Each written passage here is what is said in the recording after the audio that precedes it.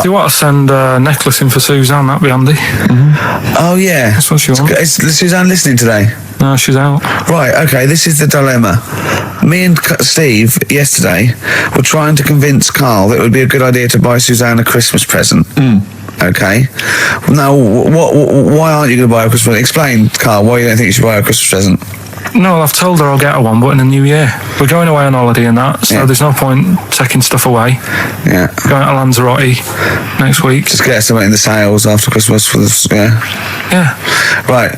And me and Steve were trying to explain to Karl that she would love it if you bought her something on Christmas Day. Yeah, but she knows now. But knows what? I've told her. So no, well, I'm going to tell you. Do you know, right, this, dear listener, this was Karl's worry. I said, I bet she's got you something. And Karl was worried in case he got her something and she hadn't got him something. Yeah, he'd be livid. He didn't want to be down. He didn't want to be a present down. Yeah. Look at his face. So buy her a nice necklace. Don't spend, just spend £100, you know, just a little token. We're going away. We're going taking her away on holiday. You're not taking her away on holiday? What, you're paying for it, are you? Yeah. Are you really? Well, half and half and that. Right. So you're paying for you to go on holiday? That's good of you. So the gift is your company, really? She's done all right. She's done all right. Why do you talk like you're 60 years old? And you've been working down the mine. I know that she's done all right. Do you go over to her and say, Suzanne, you're bloody lucky? I mean, you've fallen on your feet. Look who you've got. What? I'm not sure she has done all right. I don't want to be critical, but... Oh, dear. So what are you going to get in the sales? What are you going to get her? It depends. I'm thinking... I mean, I'll give her the choice. She can have Kingsley and old Bob Marley. Right, I'll let her decide there. Oh, dear. I can't wait to see you. Where are you going, Lanzarote? Yeah. Where's that? I don't know, Suzanne sorted it out. I said, Lanzarote, I said, is that Africa or is it Spain or Portugal? Just thought you don't know. I went, really don't know. I goes, well, what's the currency? Went, don't know. I said, Suzanne booked this one, did she? Yeah. I thought, where is it? Is Lanzarote African or foreign? Somewhere foreign. I was looking last night and it doesn't look that good. There was like one of the highlights of the things it says you've got to do is go and have... apparently they've got restaurants in caves, and that's like one of the things they say you must do. So, if that's a highlight, do you know what I mean? Right. So I'll do that. Go and see what that's like. Yeah. When you're on the beach, Karl, do you wear the very, very tight Speedos? No. Do you walk around with them? Sort of longish shorts, Yeah. T-shirt on, probably with a sort of a light shirt on top of that. Right, sure. So quite wrapped up then? Covered up. Do you wear a hat? Because obviously the bald head, there's risk of sunburn. No, I just put a bit of lotion on it. Lotion on there. Yeah. Just have a bit of a wander down the beach, have a look. Yeah. See if there's any old blokes with their tackle out and a backpack. Well, to look forward to, so Yeah. well, there you go. Yeah. Well, we're looking forward to finding out how you get on. Yeah, I'll let you know. And interested to know what she gives you on Christmas Day. More scintillating chat after this next song. All right, bit of placebo. Yeah, love it. Special needs. Placebo, Special Needs on XFM 104.9. Email in where Lanzarote is. I don't know if it's Italy or Spain or Europe or maybe Africa. You know, these are the sort of things, these are the reasons I come into it, to at least learn something, innit, Karl? We've stopped educating Ricky, so I've stopped learning, you know. Apparently Lanzarote is one of the Canary Islands. Oh, is it? Although we've also been told it's part of Spain. Right, I don't know who to believe. I don't know who to believe either. That puts me back, because I knew it was either one of them. Yeah. I just, What about it? Pilot knows, doesn't he? Pilot knows where he's going. I thought so, yeah. Doesn't matter then. Right, we're playing Jayhawks. Let's play it. Yeah. Love it. Got bored with that conversation, did you? Long and winding road. I love that, but I don't like the way McCartney sings here. There's just one, he goes, you leave me waiting here.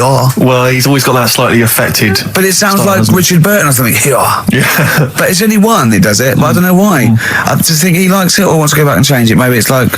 But having said that, you know, I'm not taking away from the Beatles, one of the best bands ever. Well, yeah, good luck to Brilliant songwriters. I know they do beautiful, well. yeah. We've had a lot of emails, Carl. I don't want to sort of put a dampener on your Christmas, but a lot of people have been slagging off Lanzarote.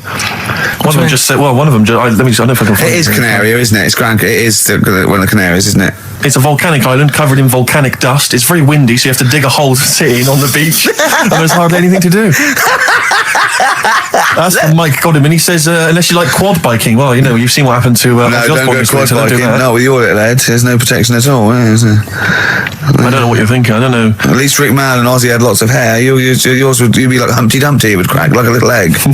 And then we've seen, there's no kings or kings horses. So, they couldn't do the job anyway. No, we shouldn't really send them. They're not really qualified. Horses not equipped to put back a medical man like Neil Fox in. Yes. To mend but not eggs. some kind of military horse. I bet he's had egg on his face a few times, hasn't he? What, Foxy? Yeah. Well, most of the series are Pop Idol. Right, Carl. Lanzarote, good or bad? Well, you got to give it a go, haven't you? Yeah, well done. Give everywhere a go. Exactly. That's what I was saying. Don't just take the word for it. I mean, if it had said an Alanova, Lanzarote shit, he'd have believed it. Sure. If he'd have overheard it in a pub, Lanzarote a crap, he'd have believed it. He'd have seen it on a website that was mainly concerned with monkeys and witches, he'd have believed it. Yeah. As it is. Everybody raves about New York, and when I went there, I thought it was rubbish. Well, you're an idiot then, because that is possibly the greatest city in the world, along with London. Subjective though. That's why they have holiday programs and that, innit? So you see it and you decide for yourself and that. Yeah, but you saw Venice on a holiday program, as you put it. You went there and you went, it was rubbish, full of black bin liners. Well, it is. Right. Didn't they show that? It stunk. Didn't Judith Chalmers say that? It stinks here and there's loads of rubbish everywhere. No, she didn't. Did she mention that? Oh, that's what I mean. So it depends what you want from holiday, doesn't it? Well, yeah. So you're an idiot if you don't like New York, so next. Anyway, go on, break up, guys. Kiss and make up. Libertines, don't look back into the sun on XFM. Well, the general public are getting involved with Carl's holiday, and this has been a damning report on Lanzarote. There's not been a positive word written about Lanzarote so far. Wow. It's volcanic. There's no natural water supply. Sorry, there's no natural water supply. You have to sit in a hole. What do you think of this, Carl? What do you think of the people that want you to know that you're going to a rubbish place when you can't change it? What do you think of that? Rubbish though, will it? What do you mean? All right. What do you mean it'll be right? Because I'm going to go there thinking, there's no water and that, and there will be water. No, they didn't say there's no water. What did they say then? There's no natural water supply. Whatever. I'm not bothered. It doesn't bother me. Right. I'm going to have a good time and that. What are you going to do? What's your plan to do? Got a book. What book you got? Rich Hall book. I'm just going to read that. Brilliant. And the weather's better than here, isn't it? Yeah. So... No blue sky, the thorns. That's beautiful, isn't it? On XFM 104.9. Carl, you're losing your rag a little bit. What's the matter? Nothing, go on. See? What's the matter? What's the matter with I've Carl? got something to cheer him up. Someone's emailed in, Emma's emailed in, she said that for those that know, those in the know, they referred to Lanzarote as Lanzagrotte. Brilliant. He's a bit fed up. He's got 2 CDs for Christmas from a company that's been with for 6 years. He's a little bit grumpy about having to answer the phones. He wouldn't go and make Steve another cup of tea immediately. Selfish. Yeah. Carl, what are you thinking? Nothing. Go on, what were you doing? Come on, Carl, you're getting paid for this. Project. Out. We'll take one of those CDs away. All right. What were we talking about? Letter to Hermione. David Bowie. Well, we've had the most convincing answer that it's about 290,000 actual words, but possibly 3 million in our vocabulary, using all jargon and scientific stuff and all that. Sure. 290,000. Still a lot, isn't it? It is a lot.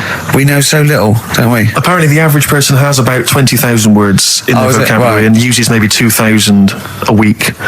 Really? Yeah. Carl obviously slightly bringing that average down. Carl, what do you think of that? Single figures. Doesn't matter, get by. Why have you got to use longer words messing about and that? I told you, that word about old, anti-dipuian or something. Just say old. That's a bit old, isn't it? That's a bit anti-dipuian and that. What's the point? Yeah. Get to the point. Sure. Busy.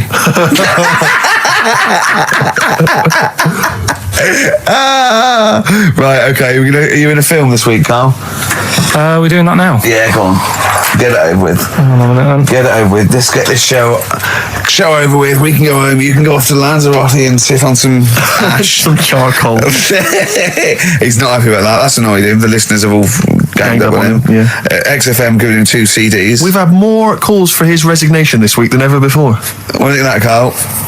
What do you mean? There's another reason. Do you know what I mean, though? Because he's grumpy, he's not just giving it, he goes, well, I can't help it, can I? I don't want it. You're being paid well to do a job. People have tuned in to be entertained, to have good songs. Me and Steve are working I'm pressing here. the buttons. I'm paid to press the buttons. That's what I'm doing. Has every CD started on time? Then why would they give you Monday off if you just paid to press the buttons? Don't get every other Monday off, do I? So have you stopped doing that now, have you? Well, yeah. Why? Because there's work to do in that. I'm not moaning about it. Let's get on with it. Comfort and Sound by Feeder on XFM 104.9. I'm Ricky Gervais. With me, Stephen Merchant. Hello there. But no Carl Pilkington. No Carl. He's in Lanzarote. Lanzarote, But as we we have speak. got a very, very special stand-in. It's Camfield. Carry on from British Sea Power on XFM 104.9. Not bad at all. No, listen, we should just point out to people that Carl's away, and we always slag him off because he provides very little. But, And he's an idiot. well, exactly, to be fair.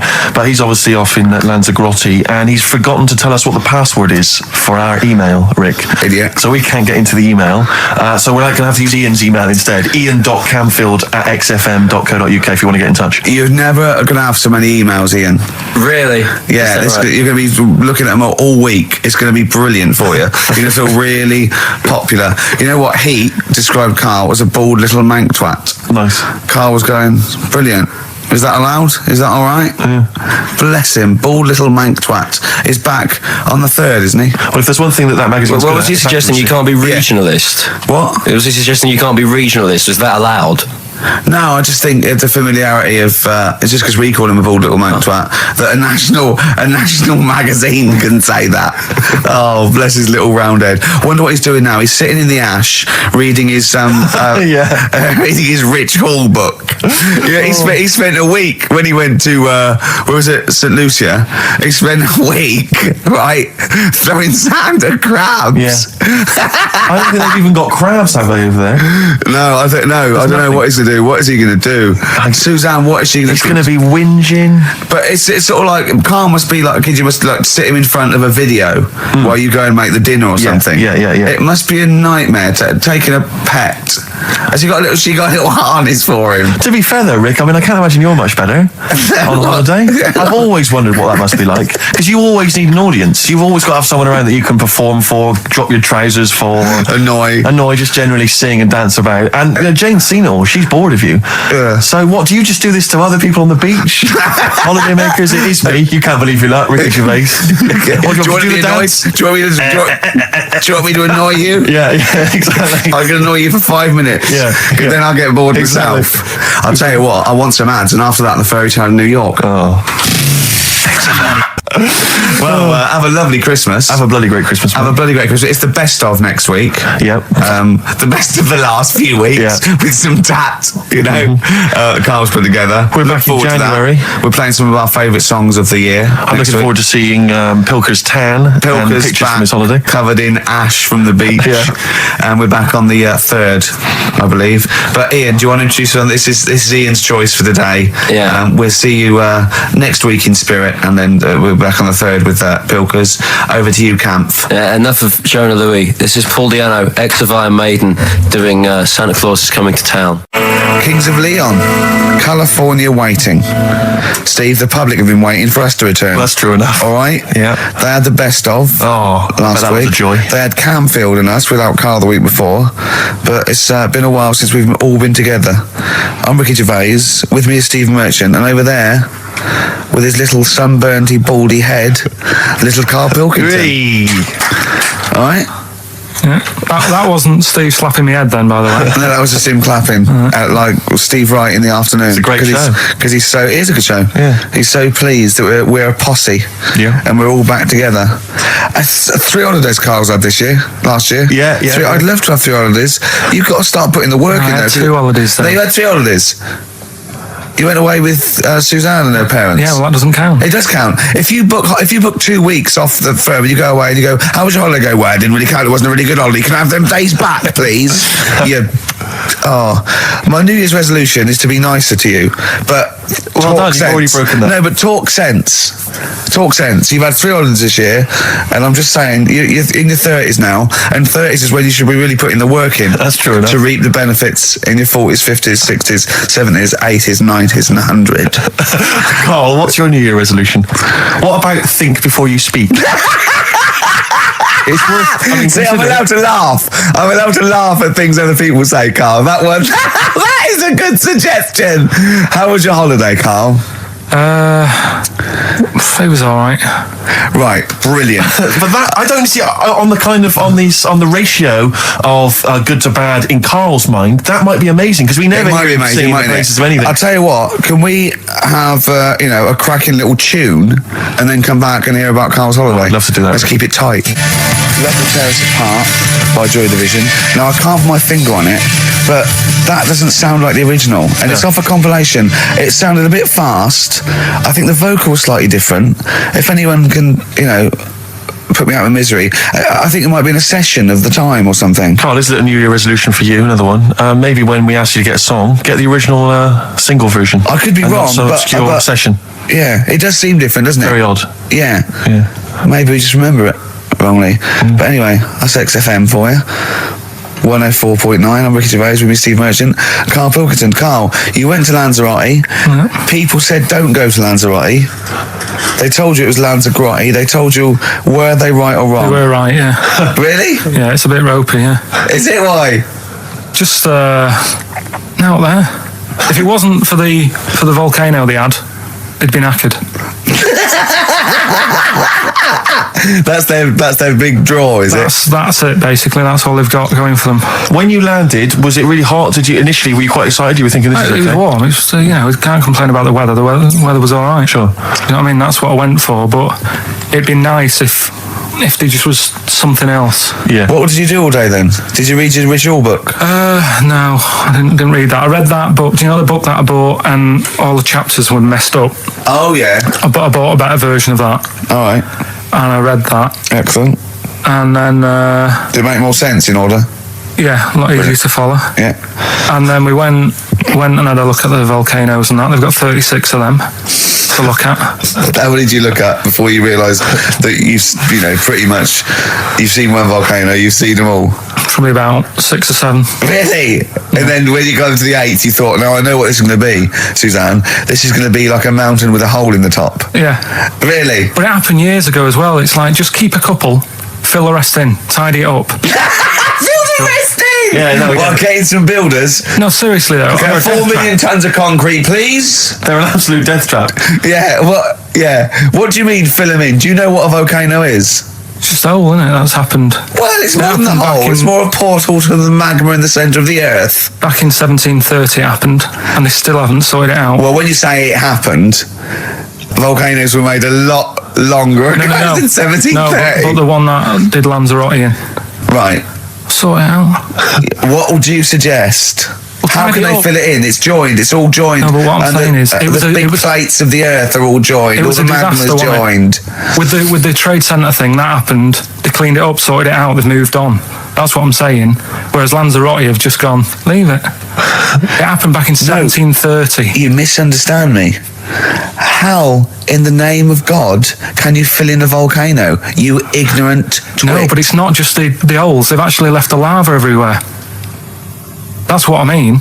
It's not just the big holes. There's lava everywhere. But it's molten rock. They can't just pick it up like they're like a carpet. Put it in the holes. The holes are there ready. Just push it all in. That's what I'm saying. What exactly is there then? Is it just a kind of moon-like kind of surround with just kind of dust and rock? That's exactly what you see. I was there when the Mars thing all went wrong. Yeah. I would have just sent a camera crew there, filmed a bit of that, Yeah, right? yeah. And say, here we are. This is it. Ignore the little coffee shop in the background. Right? This is Mars, because that's what it's like. Just loads of dust. Yeah. Holes everywhere. tidy it up. Little round-headed aliens complaining, whinging, just like Mars. Yeah. So, is there what's the best bit about the holiday? Come on, pretend you're Judith Chalmers. I have been doing. I would have done all. I would have said that. Don't bother. I mean, the hotel was good. Yeah. That was all right. What was that like? It's all right. Just, clean. That's all you want, isn't it? See, that's not quite what Judith Chalmers does. She doesn't go, what's the hotel like? All right, yeah, clean, isn't it? All right. Well, what was it like? What was it? 3-star, 4-star? Did it have a swimming pool? What was the room like? Yeah, had a swimming pool and that. Yeah. Yeah, it's good. I think it was one of the better ones on the island. Okay. Nightlife? Wasn't really. And there was a bar. There was some bands playing. Yeah. Not very good. Food got a bit boring. Yeah. It was always the same food every night, but they sort of themed it and made out as if it was different. So, like, on Mexican night, it'd be chicken with a nacho on it. Right. And Chinese night, sort of chicken with a little prawn cracker on it and stuff. Sure. But that got a bit boring. That's me just turning on my phone because I want to read to you a text that I got from Karl. I think you sort of sum up the holiday in this text, don't you? Do you remember it? I can't remember. Let's have a look. Let's have a little look. Instantly, what did Suzanne, your girlfriend, make of it? Similar view to you, that they should fill in the holes? Yeah, it's just that thing. You see, I went on a coach trip, right? And you go and see the volcanoes. Like I say, there's 36 of them. Yeah. Which, how many do you need? And when we're on the coach going round all these volcanoes, the fella on the front's going and look out your left window at the moment, and there's a volcano. And if you quickly look out at the right-hand side there, there's another one. Right. And on the left, it's just like, all right, we've seen it. Sure. Do you know what I mean? Yeah. And that trip, we'll talk about that trip in a bit. Right, this is the text I got from Karl, right? All right. Been up to a volcano. Been in some dead artist's house who built his house in the lava. They said they would show me science with volcanoes, but all they did was chuck some water in a hole and it shot up in the air. No dwarves in the canteen, no scousers here, but there is a Swede woman with a big head. She looks effing gormless with a cap on. Alright? So a little reference there to... A Swede woman? What's that mean? Do you mean Swedish? Yeah. Or she looked like a vegetable? No, that's a Swedish woman. But they've all got sort of quite big bill, aren't they? And I sent him a text. Oh well, it's good to be on holiday because I'm working. He sent back. So am I. Just been watching Sky News. There is a school for monkeys who want to get a band together. Is that monkey news for later?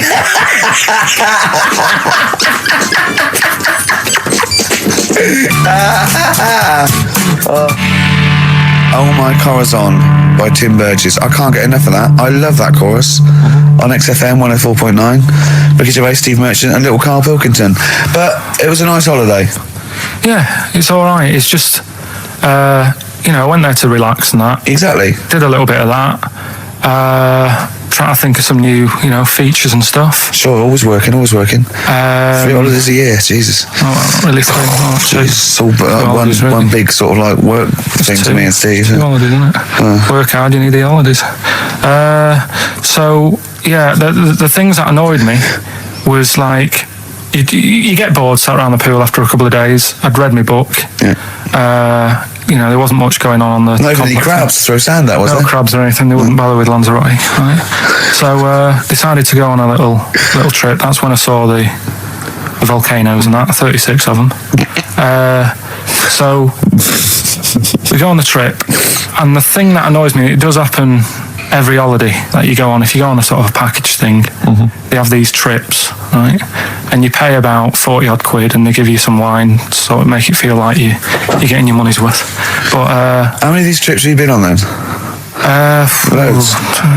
Probably about 12. More holidays than I've had. Go on. So anyway, so you're on the coach, right? And they take you for the volcanoes. They took us in the middle of nowhere. Yeah. Right. There's nothing else round there. Sure. It's like I say, it's like Mars, but with holes in the ground. Yeah. Right. And they sort of drop you off and they go, right, everybody, see you back here in an hour. There's loads of volcanoes for you to look at, and a coffee shop over there. And you know for a fact, right, you don't need an hour there. You could just say, well, just keep the engine running because I'll have a look in this hole, we'll get back on, give us 5 minutes. Don't need an hour. Absolutely. But you know that they've got something going. It's a backhander, definitely. What, with the coffee shop? Definitely, yeah. They go there and they get everyone to have an ice cream and a coffee, and they sit down, have a fag, talking to the bloke. Yeah, and it's like, cousin. Yeah. How much was the coffee? Was it probably about €3 each euro, so I think it was $3.50. Sure. Yeah. Which is, I don't know what, that's about £2.50. Yeah, they stitched you up. There's a museum in Italy when we went there a couple of years back. Suzanne had like one of those little guide things. Museum there just for spaghetti. Yeah. I mean, we opened a restaurant. Yeah. Was it interesting spaghetti? Spaghetti in different shapes? I didn't go. I went to see a big hole in the ground. Sure. Can't get enough of them. Well, but out of 10 then, what would you give it out of 10? All in all, food, location, Right. relaxation, enjoyment. Yeah, that's 6. Okay, brilliant. 6, yeah. Next week, where are you going next week? You're not on holiday next week. Going away with Suzanne's mum and dad again. 5 holidays. Been Play a record. You've got to put some work in. You're in your 30s now. You've got to knuckle down. It's that thing though, innit, of looking at her mum. There's a lot of truth in that, isn't there? That you shouldn't really meet up with your girlfriend's sort of parents and that. Sure. You just sort of get a little taster of what's to come and what have you. Then what's to come with yours? It's a good job I didn't meet her early on. No. You're going to be in such trouble! No, they don't listen. It's all right. Really? Well, Suzanne does, doesn't she? She'll probably be out. Really? But she knows. She's got some sense. When you get back. Yeah. You went on holiday with them, didn't you? Yeah, we've been on since then now, haven't we? I don't think so. Yeah, I went on holiday last week, been away, but that was just me and Suzanne. I'll talk about that later. Yeah, okay. Although that's coming up. We noticed today how much he is simian, isn't he? It's very strange, actually. We maybe should try and get a picture on the website because Karl's arms are particularly chimp-like. It's very, very strange. Because he's got that he's got long downy hair. It's and not the like long extended knuckles. Yeah, and his totally round face. That sort of the chin goes back and the dome of his cranium. I think, quite seriously, I know we sort of share about 98.5% of our genetic material with bonobos and chimpanzees, but I think he's got a little bit more. Yeah. I honestly think he's a little bit of a throwback. Just his line, they just kept to this sort of really the ugliest one in the cave and the tree, and he really didn't come out of it. I'm not saying you are, I don't think you are. Yeah, you're chimp-like. No, it does annoy me. My hair annoys me on my body and that. Because I've got like hair on my little toes and that. Have you? And on the legs. See your little toes? Can you pick things up with them? I never tried. Okay. Well, that's the finale of this week's show. We're going to see if he can play a record and put the fader up from a tyre while swinging in a tyre, just using his hairy toes. Yeah, I've sort of got hair all the way, but then it just runs out where it should be. On the top of your head, sure. Yeah. Is this part of the reason why you're always uncomfortable about being nude or around naked people? Is that partly the reason, do you think, because you look so grotesque? Well, when I'm on holiday, I don't really like wandering about without a top on unless like it's a quiet beach or whatever. Sure. So what would you normally wear? I just have like a nice sort of light summery sort of linen shirt, maybe just a few top buttons open. Yeah. But I don't like the naked body. Isn't that nice anyway, is it? Do you know what I mean? Whatever it is, if you're a cat and you're shaved, you don't look that nice. Do you know what I mean? But with I think you'll find a cat is naked even with its fur on. Cats don't wear clothes. No, but what I mean is a bald cat isn't that good. You know it does me head in that I'm bald. I'm not. I wish if I could have hair, it would be nice. But that's life. Would you prefer animals to wear clothes like Mickey Mouse does, or Goofy? You know that I don't like nudist and all that. We'd love to talk. You can ask him all the other questions because Karl, as I said last week, he he doesn't feel his own testicles because he doesn't like the feel. Yeah. So, I'd like a doctor to explain to him how necessary that is. And this is truthful as well. I've got very slight pain around the genital area at the moment, and I think it might be some kind of groin strain, but I'm a little bit anxious, not entirely sure Yeah, what it is. you've been with me twice when I've gone along to get them checked. Yeah. And I go, oh, what's that? Yeah. It's terrible. I mean, but, it's usually... I think you're in a pretty low risk, aren't you? I'd hope so. Okay, you're coming out of the 20s. I think testicular sort of... I shouldn't be doing this. I'm not qualified. No. All they said was to me, sort of like his 20s and 50s. We're in...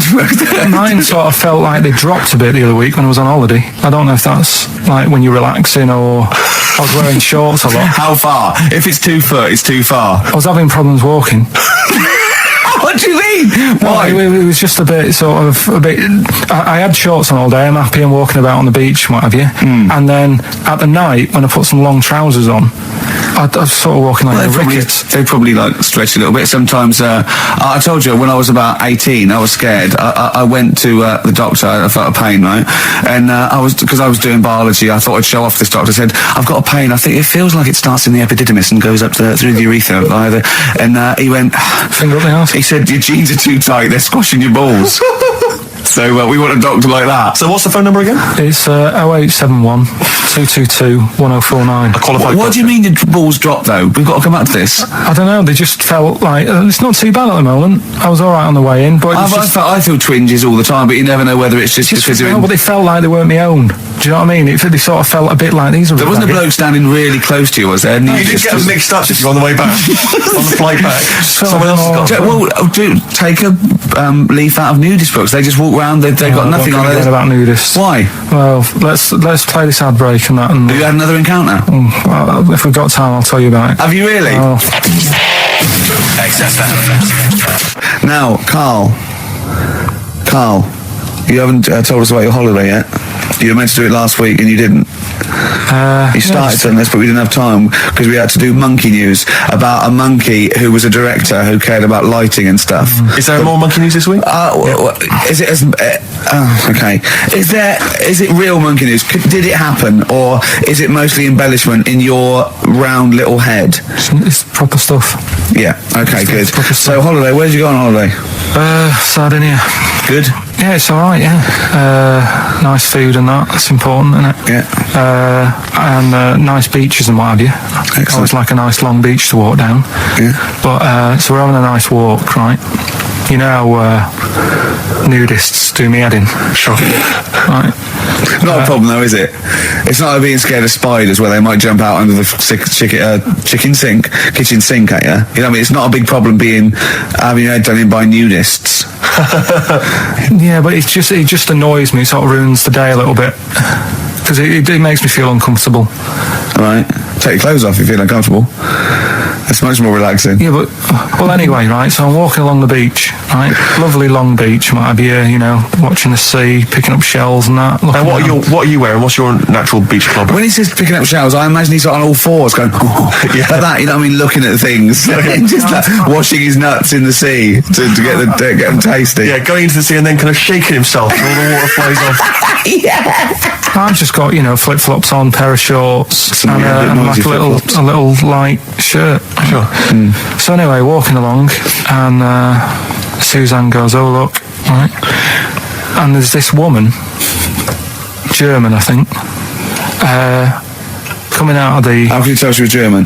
Underarm hair. I'll get to it. Forget the underarm hair. She came out. It looked like she was smuggling seaweed. I'm going to burst! Oh, God! And the funny thing is, right, she... smuggling seaweed! Oh, God! She was a bit hairy down there, was she? Mental. I felt bad because I hadn't had a shave for 2 days, right? Looked at her, it was ridiculous. She might as well have kept her trunks on. It was just like she was wearing furry trunks, right? So anyway, so I'm walking along.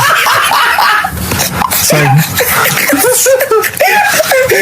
go on then. So Suzanne's like, oh, look, and I'm like, oh, not again, because every time we go away, there always seems to be one of these. Is she by herself, this woman? Well, the weird thing was, she was with her husband, right, but he had shorts on, he was happy, right, but every time, like, because I walked past her and he sort of ran off because he's embarrassed. Do you know what I mean? There's nothing normal about it. What can he do? He can't go, all right, mate, because he knows it's odd, right? How old was he? Sorry, how old was she? It's hard to tell when someone hasn't got clothes on. You know what I mean? They always look older, don't they, when they haven't got clothes on anyway. But I'd say she was about 40, 41. Okay, right. So I walked past, and the annoying thing is, she got there on a bike, right? No clothes on, little pair of boots next to the bike. So if you can wear boots, just pop some shorts on. You know what I mean? That takes more effort for me, putting boots on. I put the shorts on. Right? So anyway, so the husband kept running off. I walked past, and I'm getting annoyed because I'm saying, well, we've got to walk past them again on the way back. I like the fact that they're scuttling away when Carl walks past. Like when you lift up a bit of sort of iron sheeting in the woods and loads of mice run away. Yeah. It's like whenever Carl goes, that nudists run away. Yeah. Oh, right, okay. So we sort of come walking back and what have you, and you know, I have another look and what have you, and he runs off again. Why are you another look if it offends you so much? Oh, you might as well just have a look. Do you know what I mean? It's just putting it on show and what have you. But the interesting thing was, I just wondered whether the husband... If the husband was nude, you'd looked at his tackle. Because remember, when you went to see those two strippers and it was a woman and a man and they whipped their shorts off, you said you looked at his tackle first. I think any bloke would. Well... You would. You just check it out. It's natural, isn't it? You just go, oh, right. So it is normal or whatever. Because you don't know if... you know what I mean? You don't know if what you've got's right until you see someone else's. No, do you know what I mean? Yeah. But anyway, so but he got us talking because I was then, as soon as I saw her, sort of day's been ruined a bit. So I'm walking up the beach. Walking up the beach with Suzanne, going, how does it happen? Do you know what I mean? Why do people do this? What fun are they getting out of it, and what have you? And I just was thinking, is there any chance that fella, right, didn't even know that she was a nudist until they went away? Do you know what I mean? Because I said to Suzanne, if I met Suzanne, it's like we're getting on, yeah, everything's fine. Yeah. And then you go off on holiday and you go, you haven't got much luggage. And she's like, no, it's fine, this is plenty. And I'm thinking, that's weird. And then we go down the beach and she whips her knickers off. I'd be annoyed, but there's nothing I could do. Do you know what I mean? Sure. So I'm just wondering whether that's what happened to this fella. Every time someone came walking up, he was like, oh, God, this is embarrassing. And he kept nipping off. Yeah. Finding something else to do. Look at some shells. So I'm wondering, Rick, if at some point, maybe today or in future shows, we should get a nudist, one of those official nudist spokespeople, because all these nudist organisations, get them on the phone, justify themselves to Karl, because, in his mind, they are, what would you say, weirdos, freaks? I don't quite get it. I was reading something in one of the supplements last weekend, and some journalist went round to some, whatever you call it, some resort or whatever for nudes and that. And it's Were just they playing volleyball? Well, the only thing was, bowls. Why is that annoying? Well, don't play a sport where you got to bend over. Talking of campaigns and things and that, did you see Sir Bob on Jonathan Ross last night? Sir Bob Geldof. Yeah. Are you going to walk to Edinburgh or sail to France, Karl? What do you think of all this? The G8? I think it's good that, he's doing some stuff for the world and what have you, but probably won't bother. No. Having a walk. What do you make of all this campaigning? He's dedicated his life to this now, hasn't he? Yeah. I mean, it's interesting. I was watching him last night, and I respect the man. I mean, he used to work here, didn't he? Did some shows and that. Mm-hmm. It's good. It's all right that he can do it, but... I assume that's not why you respect him. I assume you respect him because he's trying to save a nation, as opposed to used to work in XFM for a while. Yeah, I know, but I'm just saying is... It's good that he's given up a lot of his time to try and save the world and that, but there's a bit of me that's kind of like, is he wasting his time a bit? Right. Well, what do you mean wasting his time? Well, he tried it before. And no, wait. What he's trying to say is that the G8 are the I think the 7 most rich, wealthy nations in the world, and Russia, and they get together and they can wipe out the third world debt. I.e. they owe us billions and billions of pounds. They can't afford to pay it back. So he's going to say, let's wipe the slate clean and pledge, I think, a lot more aid and stuff to them, isn't it? Mm-hmm. So what do you think of that? But won't they just do it again? Right, what's you thinking? No, I just mean... I knew I had a little diamond in the rough here. I mean, obviously, you know, I admit I brought this up because I really wanted to know what Karl thought of it. Sure. Yeah, I had ulterior motives. It wasn't just for awareness, for the very worthy cause. It was because I know. Look at him looking at me. Look at me. He looks at me like a cat. Honestly, it's like there's nothing behind those eyes. Right? What do you mean? They're just going to run up the debt again, you think? Well, what I mean is, right, when I was a kid, right, and I wanted to go to the arcade, I'd borrow a quid off my mum, right, and she'd say, don't come back asking for more and what have you. But I'd have a go on a pinball machine or whatever, game on a fruity, and then go back, and she'd go, can I have some more money? And she goes, I gave you a quid before.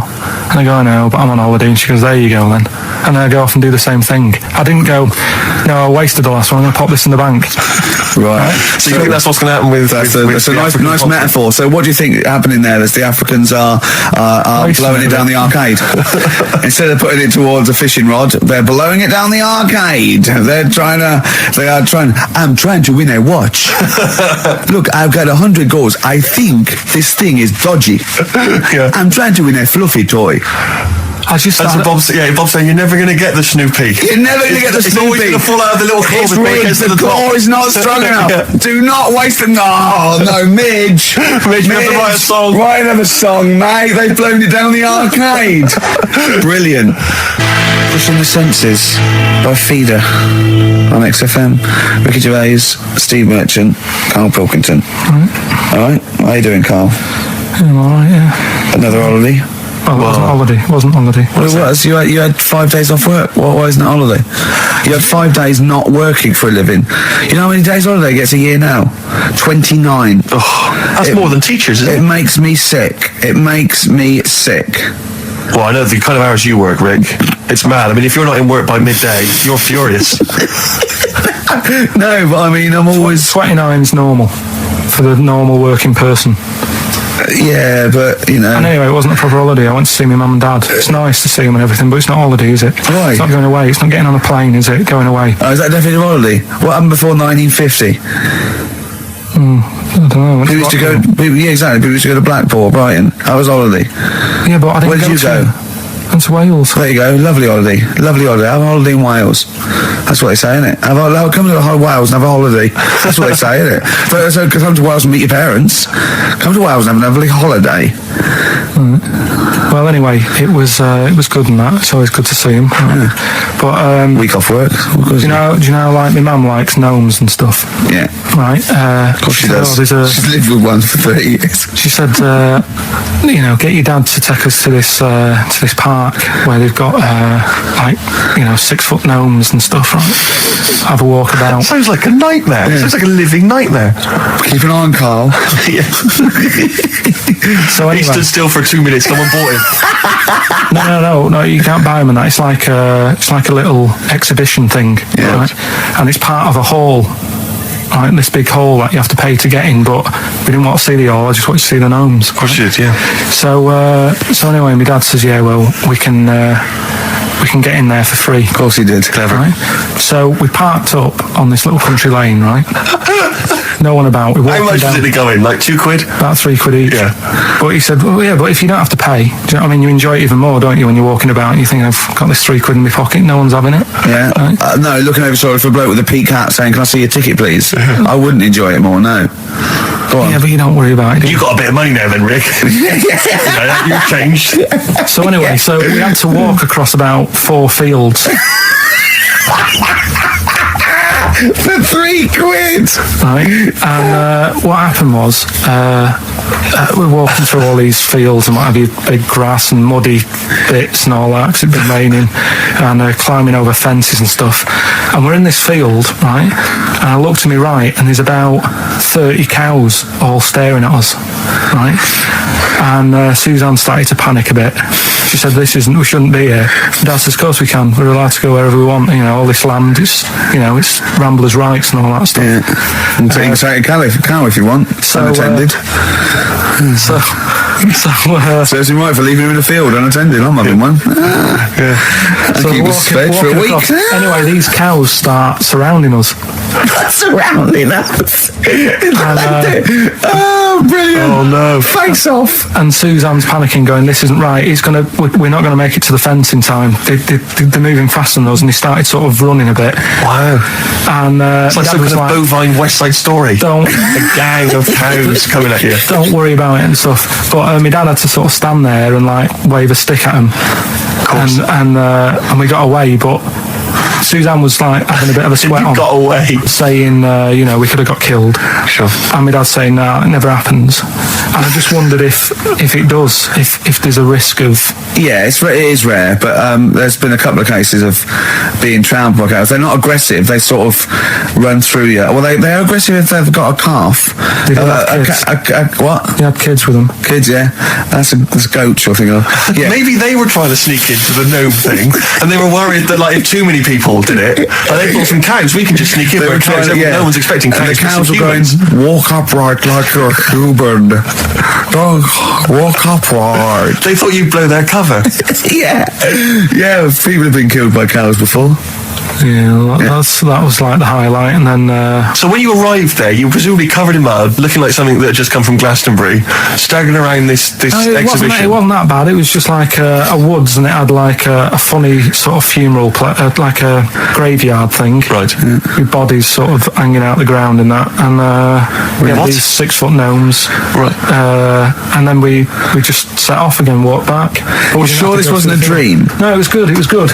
But then I got back, right, Steve, and called up Ricky. I said, right, are you about? Have a chat and that. So he said, I'll just come round. It's a nice day. Have a drink and what have you. So I got round there at about 6:30, right? Go up to his door, knock on his door, right? He stood there with his tackle out. Yeah, what did you make of that? What was wrong with that? What do you mean, what's wrong with that? Why were you looking at it? Why were you looking at it? I tried not to look at it. But again, you're always sort of attracted to it, aren't you? Kind of like... I've never been attracted to another man's tackle. I don't know what you mean. You can't help but have a little sly look. Especially when it's there. When you ring the bell, and I mean the one on the door, right? And that's hanging out. And does he dress to the left or the right? It was to the left, right? Yeah, it was left, yeah. Just popped out of my shorts. For him. Just popped him out of the shorts. Should have seen the state of him. Shorts on, no top, cigar. Looked like someone out of The Sopranos. It was a mess. Yeah. And then, We sat on the balcony drinking wine, didn't we? Did you pop it back in, or was it? Yeah, I popped it straight back in. I got the laugh. Sure. I got the laugh I Yeah. wanted. Yeah. He walked in, he went, it's not that hot. Straight away, it's not that hot. Oh, brilliant. And then, was that knob news, or is there more? no, it's got more knob news. That's just a taster. Just a taster. Listen, let's play some adverts. Let's play some great music, and maybe we should have some early knob news. Early knob news coming up. XFM. Blur and Out of Time. They're joking, there's 2 hours to go. On XFM 104.9, I'm Ricky Gervais, with me Steve Merchant and Karl Pilkington. A new leaf, bit of a blow at the Sonys. Not like that. I mean, we were taken aback. Speak for yourself. Yeah. We've got guests. Jonathan lost one, and he has guests, so we're going to have guests in.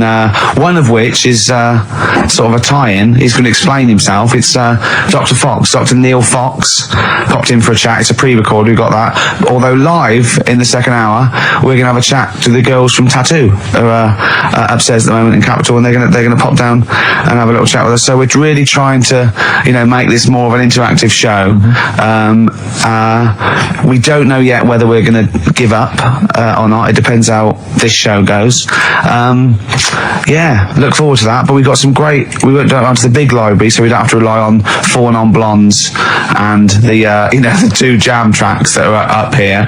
We went down to the big library, and we've got some great tracks, Steve, haven't we? We've got some classics. Should we play one now? Well, before that, I just remember that some of the criticism we received, I think, was that we're perhaps not taking into consideration the listeners. A lot of radio shows, they cater very much to the community. proximity to the area which they're broadcasting. They interact with the listenership. Where's the fun in that? I agree. Well, for me, really. I'd just like to justify why we don't tend to correspond or interact with the listeners. Here's a typical email from Vicky, age 25. She asks, do you ski? Rick, that's her question. No, do you ski? Yes or no? No, I don't. No, you don't. Right, there you are. Thanks, Vic. Brilliant. Keep those coming in. See, he's turned him against us, Carl. What do you think, Carl? What do you think of Steve's attitude there? It's all right. More insight like that coming later. Black Grape, Kelly's Heroes, and XFM 104.9. I'm Ricky Gervais, with me Steve Merchant and Karl Pilkington. Okay? Proper radio. As you know, we're a bit gutted that we won nothing at the Sony Awards. We found out that on the panel was Dr. Fox, probably one of the greatest DJs in the world. One of the great living broadcasters. I certainly think that he's up there, with Tarrant, John O'Coleman. And so... Chris Moss. We asked him to.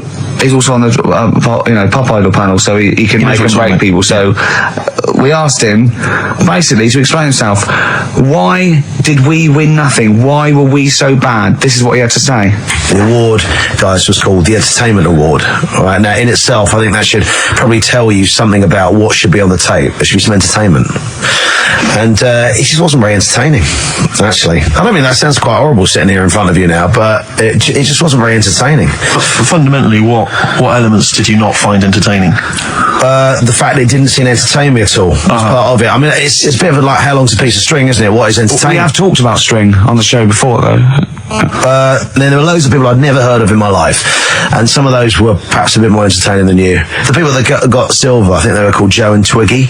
They worked for a station in the Midlands, I think Trent FM. They were actually pretty funny. Funnier than ours. Yeah, they were actually. Yeah, they were funny, and they seem to sort of understand their local. They seem to understand their market a bit more. And then I got onto yours. I think, oh, great, Ricky Gervais. Yeah, he's really funny in that program, isn't he? I must watch that. I'm going to absolutely die laughing here. And oh God, it was painful. How would you have improved it, just listening? Bit of humour, quite good. Bit of humour, but essential. I would think for an entertainment show. A bit of prep, a bit so get in there and actually think about what it's going to do, perhaps. Right, okay. Well, thank you, Dr. Fox, for your honesty. We've got to the bottom. While you're here, can I just show you this? That lump. Do you still do prescriptions? Dr. Fox there. He was, he was honest, he was blunt. He was blunt, I'd like a second opinion. I'm only joking, he's not actually a doctor. In fact, he used to be called Dr. Fox, and now he just calls himself Neil Fox. I think he's been struck off. No, he's Neil Fox MD. Right. He's just... I wondered if there was some malpractice that something happened. We Someone was under, and he sort of, went a little bit crazy. Let's leave it there. Because Froggy will not take that lightly. Who? Froggy. What do you mean Froggy? He's Dr. Frog now. He's changed it to Fox. Right. He hated Fox. But are we going to heed his criticism? Because it was there was no preparation. Yeah. We weren't funny, fair enough. Yeah. There was just really no content. We didn't care about the show. The demographic we were meant to be aiming at. Just sounds like a lot of work, all that. Well, I think what we can do is we can take it all on board and immediately forget it and carry on because it's easier. What about that? Brilliant. I'll tell you what we could do, though. Play some bloody great tunes. Thanks very much. Athlete, you got the style on XFM 104.9. I'm Ricky Gervais, with me Steve Merchant and Karl Pilkington, innit? Alright? Brilliant. Well, the funny thing was, the day of the Sonys, the radar figures came out. That's the body that tells exactly how many listeners you've got, etc.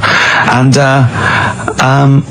XFM went down a little bit across the board, except one show, Steve, that went up 34%. Keep talking. Well, what show do you think that was?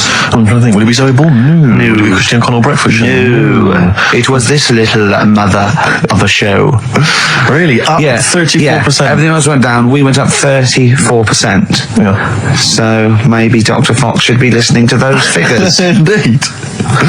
Yeah. Will we get a pay rise? Will we get a 34% pay rise, Carl? Ooh. Up to £80 a month. No, because for the last 2 years there's been nothing there. You've still been getting the same money, haven't you?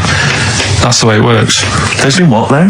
You're not paid per listener, are you? It's just, you know what I mean? It seems like it. I think they've each given us 5 pence. Exactly. I went along to, I came in from the presenters meetings. I've never been to one before. A presenters meet. I didn't know they existed. And I just came in to annoy Carl. It was about 5 to 6. So I was going to get him as he knocked off. We're going to have a Sorry, pint. and the presenters meeting is what? That's where they dish out which amusing news stories they're going to read out, is it? Yeah, no, what order they're going to play Athlete, Coldplay, Right. the Vines. And I went upstairs, all the people were there, and quite interesting, wasn't it, Carl? Yeah. You know why the figures went down a little bit? Go on. The war. Is that what they said? The war, yeah. At one point, I said to Carl, just how many listeners died in this war? Because I thought he was saying that they were at the front. Yeah. Or XFM listeners went, well, I'm going. Yeah. I'm going to Iraq. Well, the reason our listeners... Tell Zoe to tape it for me. The reason our listenership went up is that just tells you who's listening to us. Cowards, yellow bellies, children, women, People with fallen arches. terrorists. Oh dear. Yeah, it was quite a good meeting. Now I saw some. So what exactly? Is there anything I missed out on? Is it No, important they information? just, it went down a little bit, except our show, which went up 34%. Up 34%, but no awards Remember for that. And then you went out. You went out afterwards, didn't you? Yeah, we went to a bar, so a couple of drinks and that. Yeah. And then a few of them went onto Stringfellas. No, they didn't. Well, some of them did. Zoe Who? did. Zoe and a few of the office people and that. I went out. Stringfellas? Yeah. To what? To watch lap dancing? To beat what? Yeah, that's what goes on there, isn't it? I know, it's mad, isn't it? I've never been to Stringfellows. I don't know what that is. But no. Why would they? I don't know. I mean, I was talking to people about it the day after, and they said, "Oh, you missed out." And I said, "Well, did I?" I said, "Well, how does it work?" They said, "Well, you pay." Never quite understood lap dancing. Never quite understood it. It's basically someone dancing naked, rubbing their arse in your face. Yeah. That's basically the gist of it, is it? But you can't.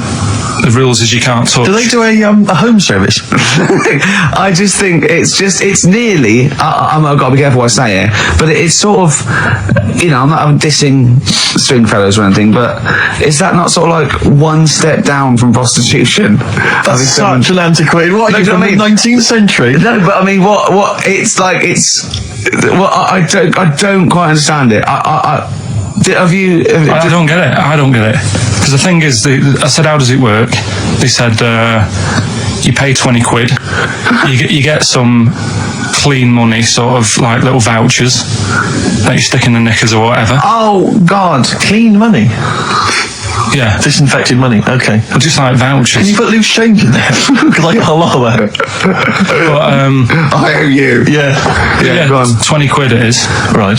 And I just don't get it, because I mean, I'm not tight with money or anything, but No. you pay your 20 quid, they dance in front of you, but you're not allowed to touch, which to me is like going to a restaurant, ordering a nice big warm dinner, how they put it in front of you, and it's like, well, you can't eat it, and you're saying, but it's going cold. I love the idea of some bloke sitting in Stringfellows, businessman, right? Pays £20. There's an arse waving in his face, and he's going, "Can I not just?" They go, "Don't." So he goes, "It's going cold. Look at it. It's going cold." Oh, that is brilliant. It's going cold. I mean, see, Carl in the week was saying that he doesn't like sayings and phrases and metaphor and analogy, and I was going, and he thinks it's sort of like, one step away from poetry, but he comes out with the most evocative phrases. That is a straightforward analogy. Lap dancing is like being given a meal that you can't eat. See, that's great.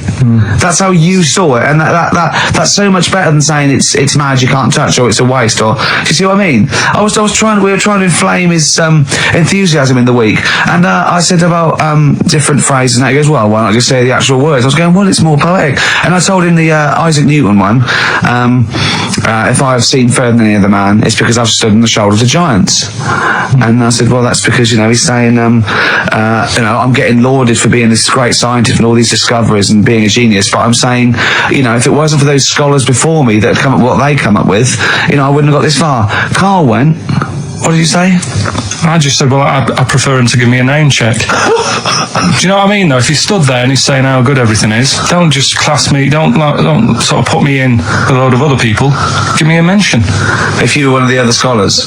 Yeah. Yeah, I think there were probably people that died sort of years before him. I think he's saying more that he's thanking the body of work these scientists and these great men had handed down, you know, through either books, material, teachings. He's not giving a big shout out to the collective science posse. Yeah, yeah. You know, thank you. Actually, I copied Nigel's. He's not saying that. I was like earwigging. I heard what Nigel said about it, about the third law. Do you know what I mean? Yeah. I mean, I look into sayings and stuff a lot more and see if they were. Well, one that happened a couple of weeks ago, right? You were talking about the you can't have your cake and eat it. Yeah. What you said. Well, I never understood that because I thought, well, what's the point of having your cake and not eating it? Rather like your lap dancing analogy. But it actually means you can't have eaten your cake and still have it there. Yes, obviously. Exactly. Well, the time that I saw that saying work, right, I was in Asda with Suzanne, and you know those big binders you get with nice cakes in them? Yeah. For birthdays and that, you can get one with like David Beckham on the front of it. Yeah. You can have one with, you know, Thomas the Tank Engine, if you want. Ricky Gervais. Yeah, you can have one of them. And I saw one of those comedy ones where it is like a big pair of breasts. Yeah. And that is when, you know, you can have your cake and eat tit. Play records. No, but you see what I'm saying? Play record. I want to talk to you about it. About puns. Just XTC and senses working overtime. In the present climate, they should be happy with the work. On XFM 104.9, I'm Ricky Gervais, with me Steve Merchant and Karl Pilkington. Karl, you're poised there. I know what you're dying for. I know what you're dying to do now. You're dying to play some adverts, aren't you? Placebo! This picture with the androgynous vocal talents at the helm there of Brian Moloko on XFM 104.9. Informed broadcasting. Excellent. Did you see, I don't know if Karl saw it, I know you watched it, Rick, it was extraordinary. It was a Sky One TV show the other night. It was something like reality TV. Oh, I don't know what it was called. Yeah. Excellent. And it was about basically what the fortunes of various... I cannot get enough of it. The fortunes of various reality TV stars since they've come out of the show. Christine Hamilton coming out of the jungle. And obviously, once again, always a pleasure to find out what Fats Waller is up to, Rick Waller. I mean, he's in a band now. He's got his own band. He was playing in some club in Rochester. There was about 20 people in the audience. Sort of gospel rock, that sort of soul gospel rock thing, like somebody you see in the Commitments or something. And when it cut to the audience, it was like it was in Butlins. It was just a big dance floor, and it was just people like watching indifferently. And you went, the people that were here loved it. I mean, it's a bit and sad. I have to say, I know. the size of the man, his leather jacket, Karl, was extraordinary. I don't know how many animals had to die to make it. It was like, you know, it was. It looked like if he'd have fallen off, it'd have been like the Hindenburg. Yeah, because it was like a Zeppelin. Oh, the humanity! It was extraordinary. I still think when I see him wearing a coat like that, it looks like he is stood on the shoulders of two other people, and it's just a joke. It's like a circus act or something. Yeah, because his head doesn't make sense. It looks like it's one of those things that you steam yourself in. You put your head out that. Is that a machine you're in? No, it's a coat. One of those old-fashioned iron lungs. Oh dear. There were some magic moments. But there was a great, because once again, I mean, I missed a lot of the first series of I'm a Celebrity, Get Me Out of Here, but it showed once again the moment with Darren Day. Darren Day, a lovely guy, but that moment where he went off and sat on a rock and came back and he'd written a song. I know. Which he just, and it was also things like, I'm in a hotel room in another town. I know, don't. And it was like something you'd write when you were 14. It was unbelievable. When they showed it again, it's just stunning. I love songs you write when you're 14. It's like your first sort of like song where you know 3 chords, and it's always stuff like, there's a man, he's a lonely man, take a look at him, he looks a bit like me. Yeah. It is me. It's that sort of thing, like when you want to play it to someone and you want them to go, my God, you're deep. Yeah. My God, you're brilliant, aren't you? And that's about you, is it? Oh yeah, it is, yeah. I have to say, this is such a terrible confession. When I was doing a school play once, when I was about that age, 15, right, there there was a girl who was in the cast with me, right? And she sort of, she was giving me the eye. I was thinking, I kind of thought she was, right? And it was class. But there was another guy there as well. I was sort of competing for affection. Oh no! And he was quite witty guy. His name was Scott Hansen. He had long blonde hair. Exactly, yeah. And I thought, well, the way to impress her, because I was 15 or whatever, I thought I was pretty smart. I sat in one of the adjoining dressing rooms reading a copy of the philosophical book Zen and the Art of Motorcycle Maintenance, which I didn't understand, but I sat there reading it in the hope that she would walk in and think, my God, you're reading Zen and the Art of Motorcycle Maintenance. You don't go with the crowd. You don't want to come next door where we're talking about nonsense and people are flirting. We're talking about the bangles and curly whirlies. You're in here saying, look, just if you want to come and talk to me, you're welcome, but I'm not. I'm a thinker. I bet you thought you were Kwai Chang Kane, didn't you? I thought it was like she'd think, Jesus Christ, I've never met anyone like him. That is genius. And I remember the one time she accidentally walked in, she went, oh, sorry, wrong room, and left again. And that was it. Sorry, at 15, so this is about the time you took to wearing a bow tie to impress slightly people. younger wearing a bow tie. I love that. No, I used to watch a lot of Harold Lloyd films. And he always seemed to do very well. I love the idea of at 15 you going, well, it's time I went to wooing. Right. Right, on with the bow tie. Where's the Zen? Where's the pipe and my boat turn? It's a time I got me a bow. Yeah. I love that. But songs are great as well. And the other thing you do sort of when you're about 15 and 16 is start writing songs about like the world's trying to take a piece of me. Hey, you think I'm going down? I'm coming back. I'm against the ropes. They try to drag me down. It's like you want to be Cool Hand Luke. Yeah. They put me in this emotional prison. The man's on my back. Who? Who? They try and take a piece of me. Who do? Well, you're 14. Parents and that, don't they? You're really comprehensive. The teachers. Yeah. I absolutely love it. I still remember a poem. I like to say his name.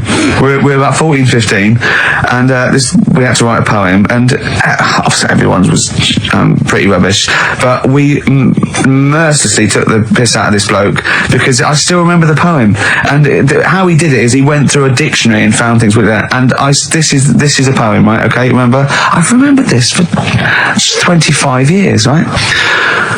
The reason why I had to die. Did I bleed the blood of greed? What was my destiny? And when we hear this, we were laughing. I mean, for a year, we would go, what was my destiny? It was just great. I hear it again, I enjoy the reason why I had to die. Did I bleed the blood of greed? What was my destiny?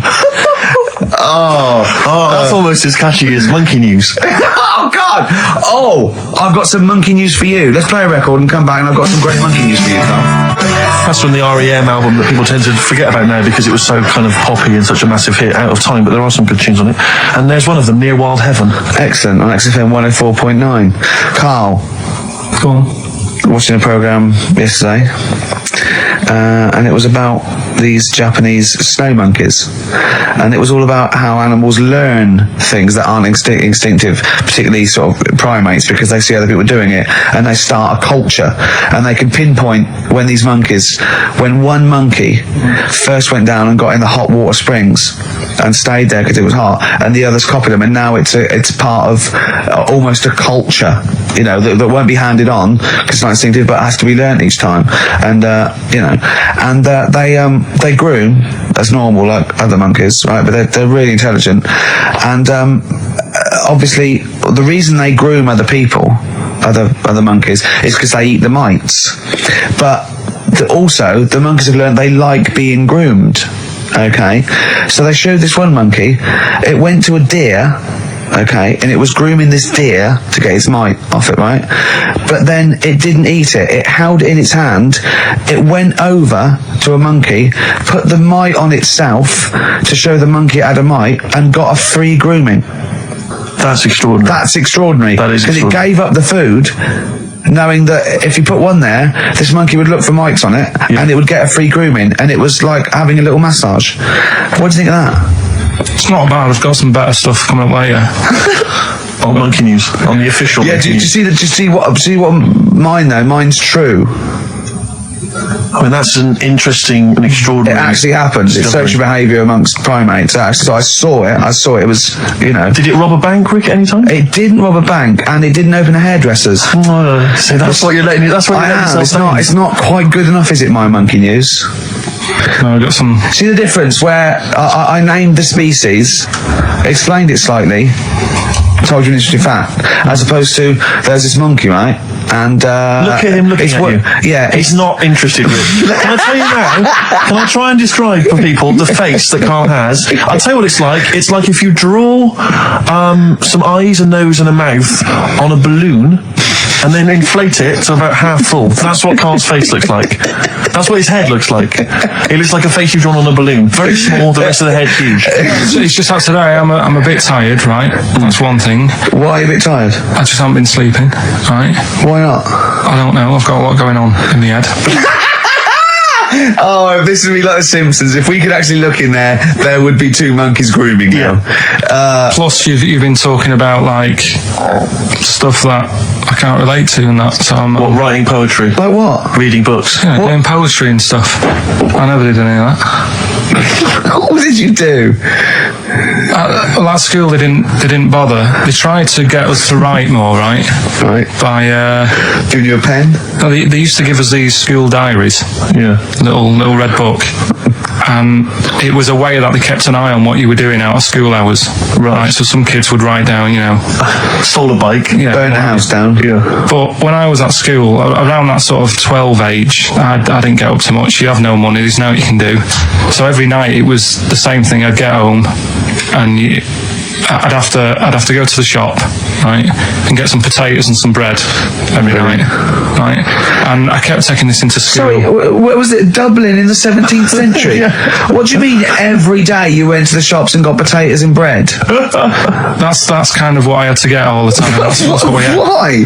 What did you have? Chip sandwiches?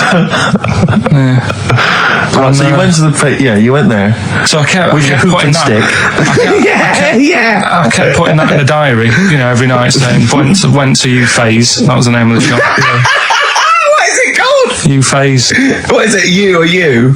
like HUGH. H-U-G-H, yeah. Oh, that was his name? Gervais, right? Used to go there, get the potatoes and bread and that. I love the fact someone who's named a shop after themselves. I'm not going to say what we sell. It's named after me or nothing, or I'm not opening. Mainly potatoes and bread. White sliced loaves, King Edward's. And the teacher used to always say, just write something different in there, make something up. Because Monday, Tuesday, all the way through to Friday, every night it was just, went to Gervais. So you sort of you came. Are you sure it wasn't an advert? Sure he wasn't paying you to say, get my name in the book? Yeah. The only time that it changed, and she said, "Oh, that's made it a bit more interesting," was when it was my birthday and I had to buy a cake, Potatoes and a cake. and she said, "Oh, that's good." Yeah. That was my 13th birthday. My mum said, I got home from school. She said, "Oh, you're 13 today, teenager, big turnover. Go and get a cake." That's your experience of writing.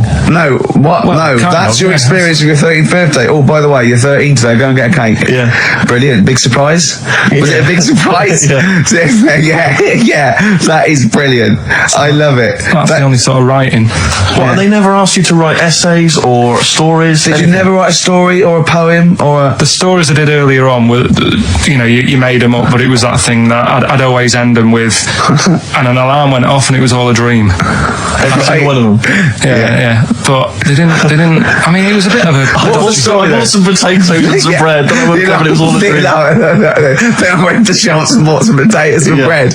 But did you ever do anything that write about an adventure when you were a spaceman, or you were a cowboy, or no? All the teachers had scams going on. So in English, right, you'd go in there and the teacher would say, right, what we're doing today is got a load of brochures from Thompson, but they say 1983 on the front.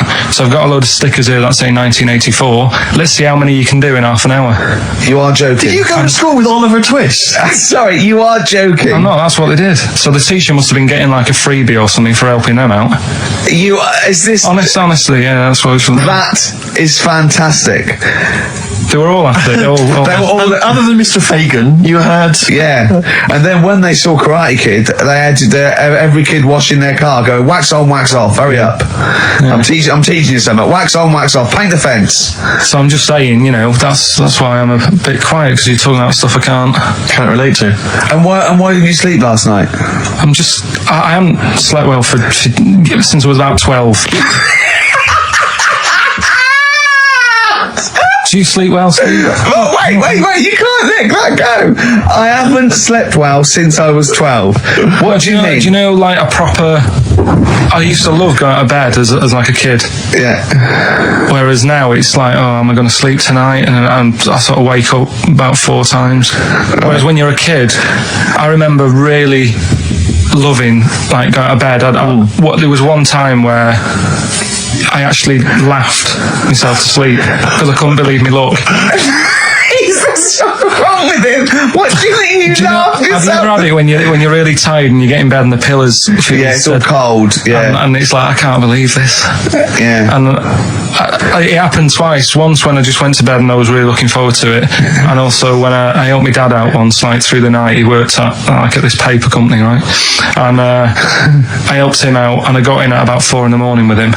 Got in bed, and I just was like, I was laughing my head off. I had to put the pillow over my head because I couldn't believe me luck. Like I was like, oh, this is greatness.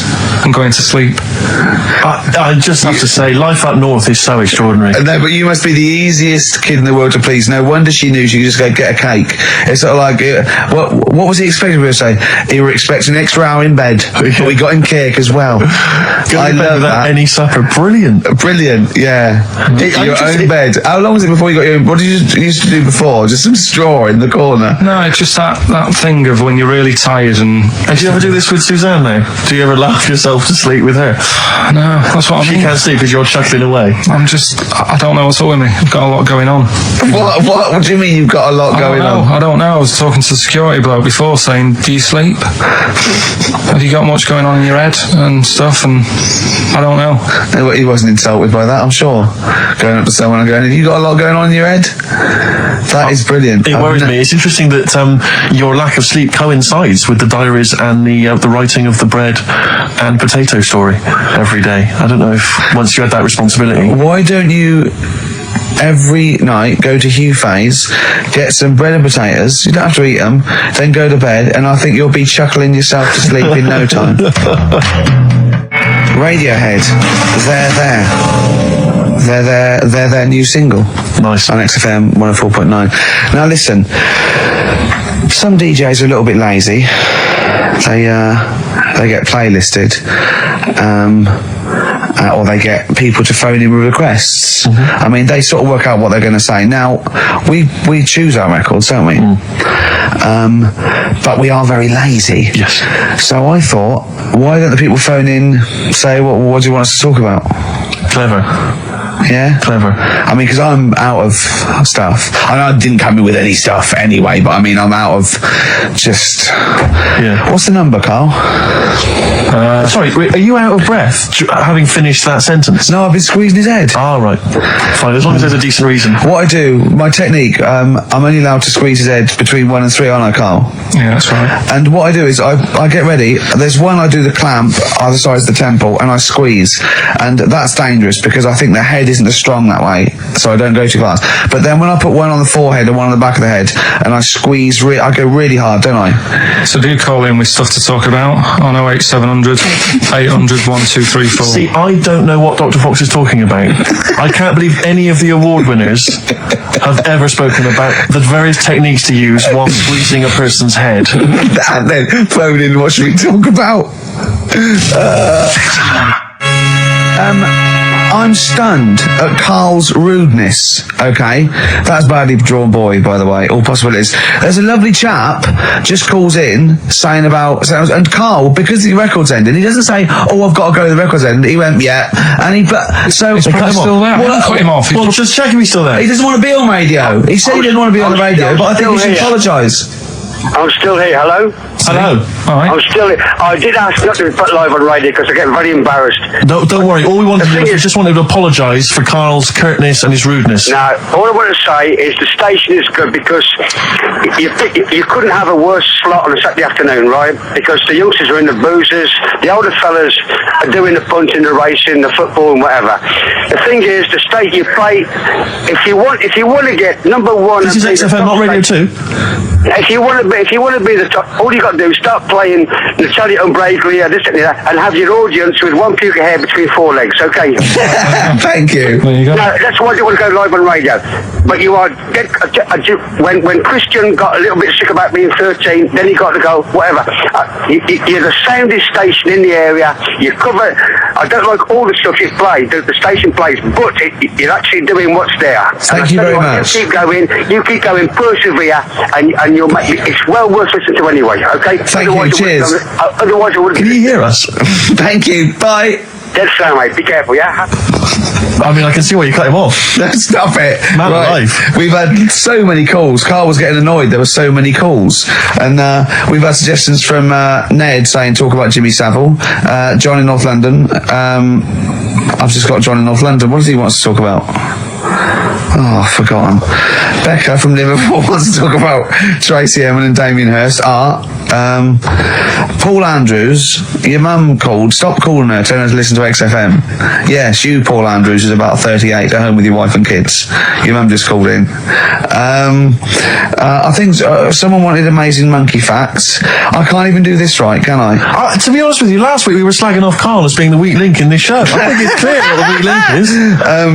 Oh God, who's the bloke who wants Hayley to go with him to X-Men? See, I shouldn't make notes. What's wrong with you? If you didn't spend so much time squeezing his head and eating pies, we might get something done. Right, okay then, what should we talk about then? Right, play a record and we'll discuss it. Tracy Emin, make your bed. Make your bed. Damien Hirst, stop cutting up sharks and things. Picasso, alright?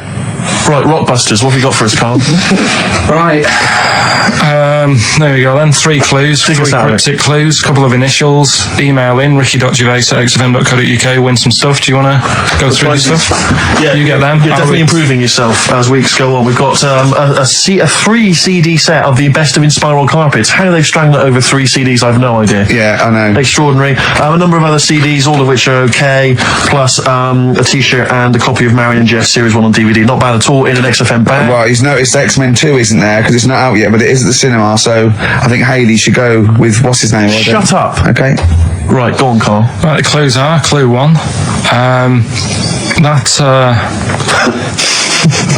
They're having problems. This is right, brilliant. Rockbusters. This is what we did. I know. I tell you what. I think Foxy was really soft on us. I think he's. Oh, go on. This is what we tune in for. Okay, so this is clue 1 again. So go on. This is brilliant. Come on. This is like Who Wants to Be a Millionaire?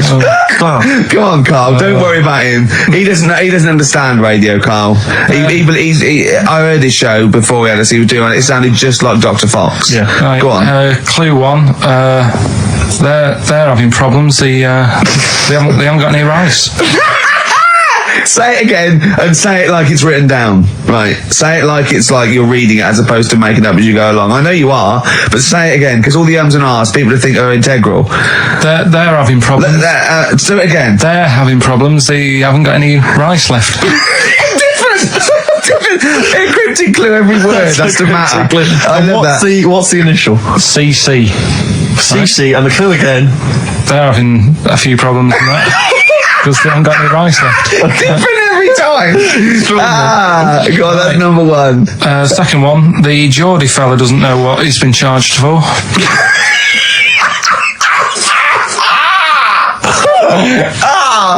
Okay, and what's the initials there? DW. The Geordie fella doesn't know what he's being charged for. Right. And the final one, if he had 2 bricks and he had to throw them at 2 women, right? Stop! Right, you've got to go through this without going. Right? Just do it again. Just say it again. Think what you're going to say, then say it. I had 2 bricks. No, it was if I had before. Well, I've got. Stop it a minute. Stop, because I'm going to burst. Right, Carl, work out what you're going to say and say it. Right. Okay, just calm down. We just everyone calm down. Okay, right. I had 2 bricks to throw at 2 women, and I didn't hit either of them. Okay. The initials MM. Right, so Okay. quickly again. They haven't got any rice. I've got that, and it's brilliant. That is a brilliant one. Okay. Right, they've run out of rice. They've got problems on their hands. CC. Right, the second one, Geordie fella doesn't know what he's being charged for. Right, BW. And I had 2 bricks to throw at 2 women. Didn't hit any of them. Right. That's MM. Email in ricky.gervais@xfm.co.uk. Brilliant, play a record. Win some stuff. It's email only, ricky.gervais@xfm.co.uk. Evan Dando and the Lemonheads, that's a track called Rudy with a Flashlight. Of course, Evan's got a new album out, but working for an alternative radio station, Rick, it would be ludicrous to think there was a copy of that lying around. Oh, do you know what I mean? But email only, the Rockbusters. That's what this is all about. Rockbusters. Coming up soon. Monkey news. Indeed. Plus, of course, I have very special guests this afternoon, Tattoo. Oh, yeah. Be in a minute, won't I it? look forward to them. Adverts? Yeah. White Stripes, 7 Nation Army. On XFM 104.9. Carl, are you thinking of starting a family? Only if like an accident happens or something. Yeah. Were you there, Rick, when we were chatting about this the other day? Oh, yeah, no. What did you say, Well, Carl? we were talking about his career, and because he's on MTV, and I was going, oh, you got to do this now. He's going, look, if it happens, it happens. I've said to Stan, if it happens, it happens. He goes, well, what are your plans? I was staying with Gervais. She said, we're going to have kids tonight. I go, look, if it happens, it happens. I go, well, how will it happen? He goes, if a condom splits. Amazing. I love the idea that that's the way you plan for a child. Imagine telling them that. Where was I conceived? Can't remember. The condom split. Yeah. You're an accident. I love that. The romantic nature of that is Well, I was just told I was an accident, but, you know, it doesn't matter, does it? Yeah, it doesn't matter. That makes a lot of sense. Yeah, but it doesn't But matter. do many people sit down and say, right, do you think we should? Yes. Well, they lay down. Yeah. I'm busy. You can't sit down. You haven't got time for that discussion. No, it doesn't mean the conception. I think it means bringing up a child till it's 18. But the thing is as well, it's one of them, innit? It's like, if you think about having one, you go, well, the sort of negatives, outweigh the positives, Yeah. I think. Right? Go on. But if you have one, you go, oh, it's not that bad, is it? So what are the positives and what are the negatives? Like I say, the negatives outweigh it. I can't think of that many positives. They get in the way, don't they? Costs you a lot. Costs a lot of money. Same with marriage. Like Suzanne's saying, we'll get married, so what for? Well, marriage doesn't cost anything. Well, it does. Well, no, you go to the registry office and then buy a house. But then what's the point?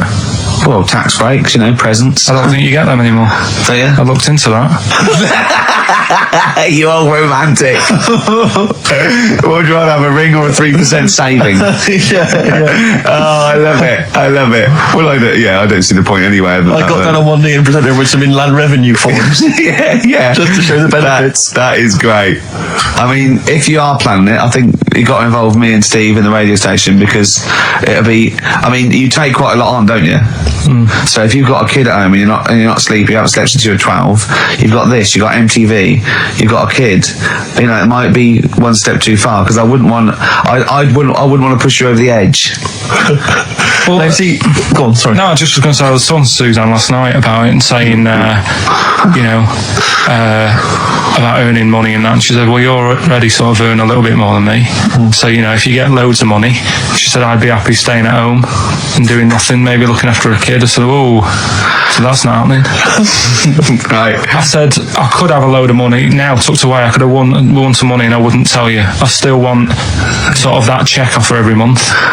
Because I get a check offer to sort of pay the bills. Yeah. And I think you need to keep that in a relationship. Sure. Do you know what I mean? Work as a team.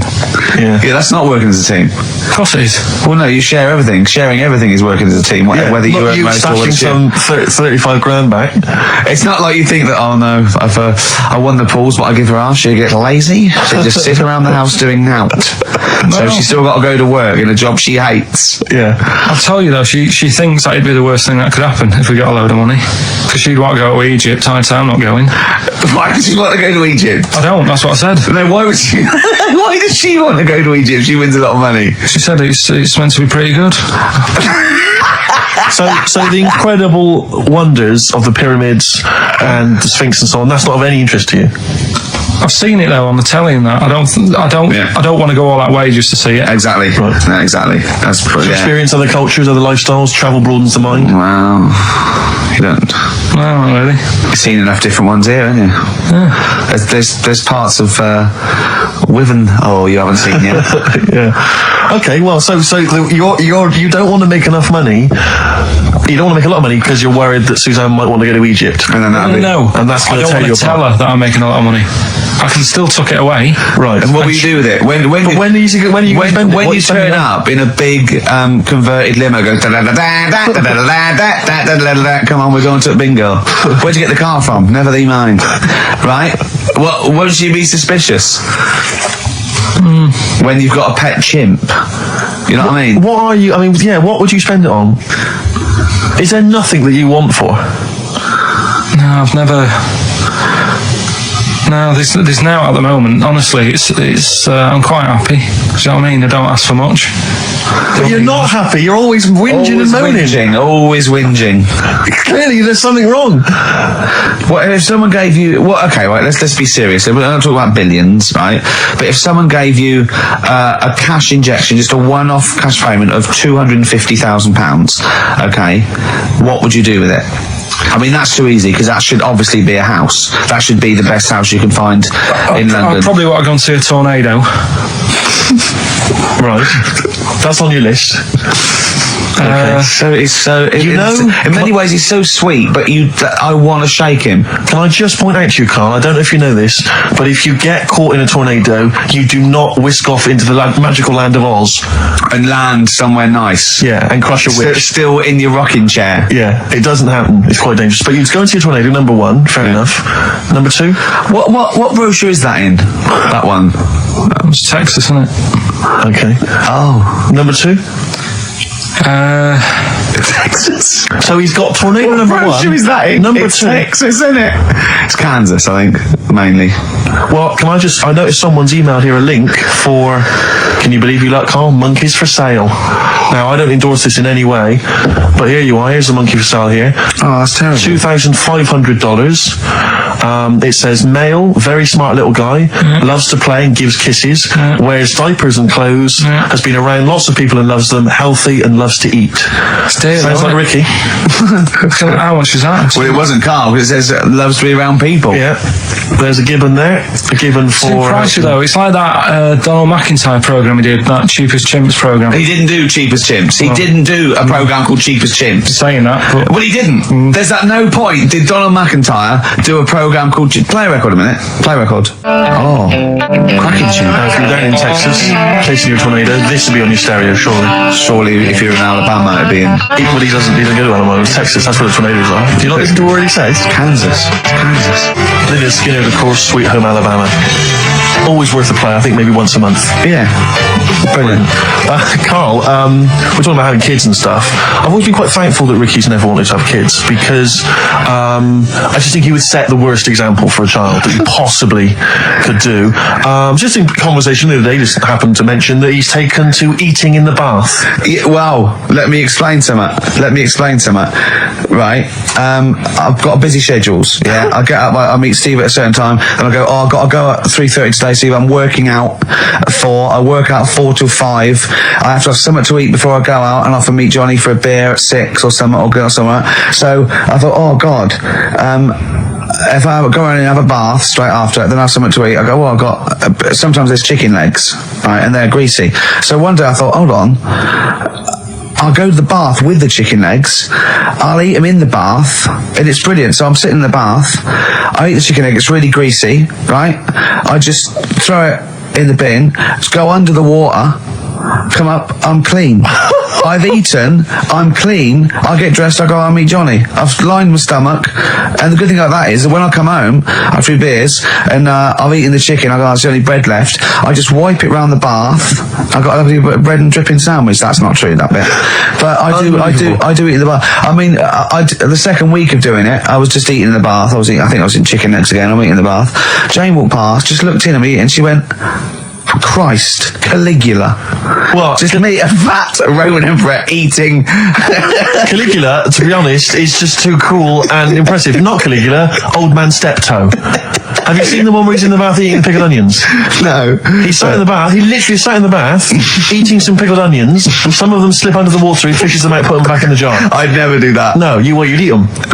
You would never. Well, they wouldn't let food go by like that. But it's But it's the fattest chicken. It's big, greasy slabs of chicken. Yeah. You're throwing the bones on the floor. No, I'm for the wolves to scavenge. Stop biting your nails, Carl. Not only can you hear it, it's really rude. I don't know. What? Yeah, you're criticising him? Yeah. Criticising him for biting his nails? Yeah, you don't know where they've been. You eat chicken in the bath and then go under the water and come up clean while sat in some water swimming with grease and fat and chicken bones Yeah, and breadcrumbs. Well, I like to bath. I like to bath like 2 or 3 times a day. But do you not see why that's not cool and impressive? It's not like we're all going to go, why haven't we all thought of that? To be honest, though, Steve, that is the only time I eat oranges. I know what you mean. Yeah. That's. I've always thought that an orange. I go, oh god, this is too annoying, and I don't bother eating oranges unless they're tangerines. You can peel them in one and put them in one. I don't have big jaffas. There's just not. It's not worth it.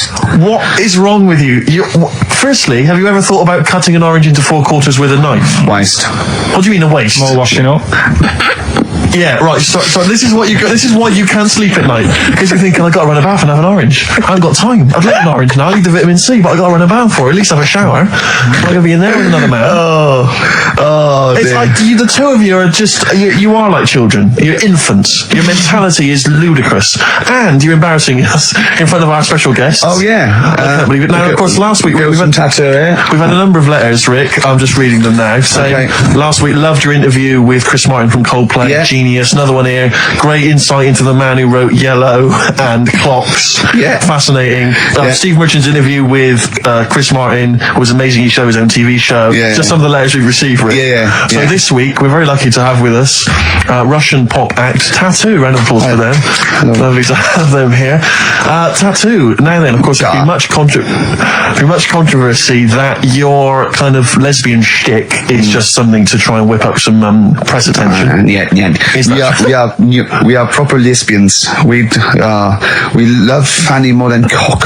Okay, brilliant. And Tattoo, lovely to have you here. Thanks for coming. Yeah. Now then, you've got some live gigs, I understand, planned. Yeah. Duh. Okay. I can't help but notice that you sound, dare I say it, Tattoo, you don't sound so much Russian as German. We cannot do the accent properly. Okay.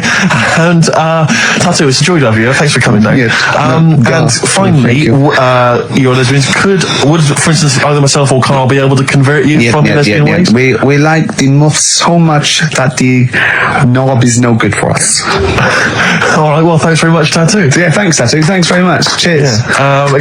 Next week, share. Brilliant. So if you've got any guests, special guests you love us to interview, then let us know. richard.gervais@xfm.co.uk. And we'll try and get there. Oh, dear. Play a metal card. Rockbusters answers next. I was going to say, well, do you want to do that? No, let's do it next. After the record. Just going to say something. What were you going to say? About gays and that. What? In a bit. What were you going to say? Oh, we'll look forward to that.